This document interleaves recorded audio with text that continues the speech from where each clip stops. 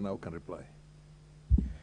Mr. Speaker, this is the first time I was speaking to something substantive this afternoon, and I'll take the earliest opportunity to congratulate you for ascending to the presidium, and I know you are no stranger to that seat, having presided in a previous parliament as a deputy speaker, and I have to say that it has been quite a pleasure.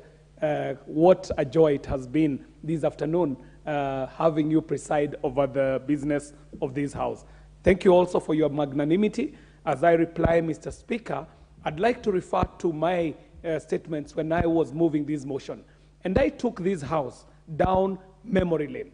And I talked about one man by the name John Dawson Ainsworth, a colonialist. He was a DC. He was around 20-something years old. He was tasked with the job of establishing a city. He had been a DC in Masaku, where the colonialists had imagined the capital city would be, but he was moved here when they identified a piece of land which they thought was fit to build a city. This man, Ainsworth, planted trees. Unfortunately, they were not the very environmentally friendly ones, but he was planting trees to treat a malady of flooding in this city. In his own wisdom, he had gone and found out that the Australian blue gum was very good in sucking water out of a city, like out of a land that is as swampy as Nairobi. As the Swahili say, Baniani Mbaya Kiatu Chake Dawa. This man, though a very apartheid-driven colonialist, did great service to this city by planting many trees. You know, Mr. Speaker, that these trees have existed for more than a century.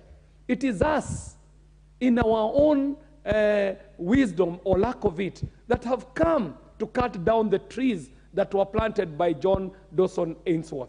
But I won't celebrate him as much as I will celebrate a man by the name John Gakuo. John Gakuo was a committed, selfless civil servant.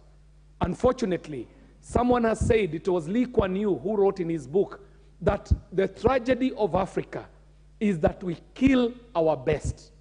The Honorable John Gakuo died in prison crying to be taken to hospital just to get some medical attention. One of our finest civil servants, one of our best city clerks in this city died, but we remember him for the greening and the cleaning of this city.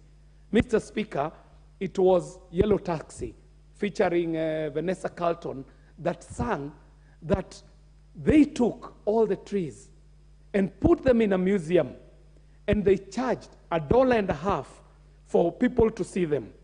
And they were mourning and saying, don't it all seem to go that we do not know what we have till it's gone?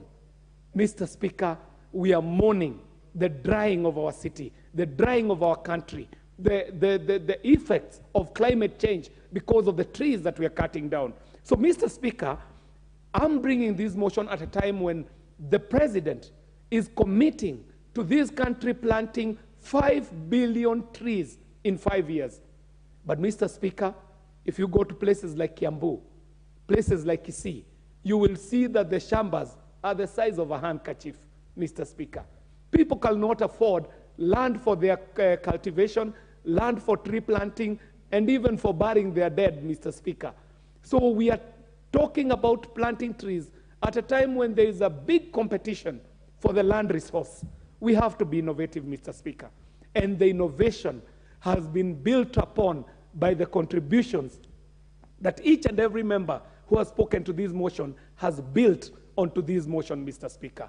That we might not be having enough land in our shambas, but if we are building 600 kilometers of road per annum on average, Mr. Speaker, these 600 kilometers per annum can be good corridors for planting and greening our country, Mr. Speaker. Mr. Speaker, it is in the contributions that came up here that we learned that science has proven that by the higher the degree of temperatures going up, the higher it goes, the poorer do countries become, the poorer do people become. But even shockingly, Mr. Speaker, science has proven that temperatures going high in a country contributes to the stupidity of people in that country, Mr. Speaker. Quite a shocking revelation by science.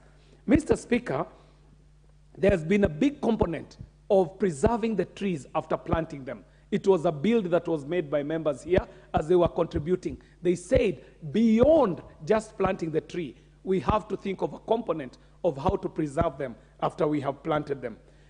Mr. Speaker, it is a shame that the contractors that we give the work to build roads in this country, most of them foreign, do the things that they would never do in their countries, Mr. Speaker.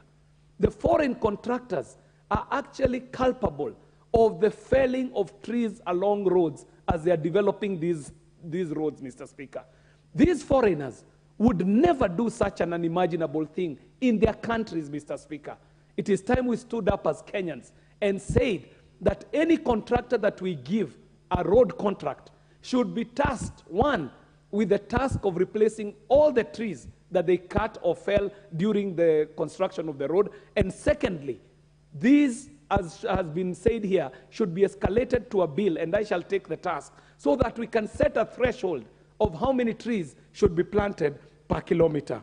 Mr. Speaker, I would want to finally ask that the executive takes note of the resolution of this House, Mr. Speaker, because I am urging this House to resolve that we plant trees along roadsides and road reserves.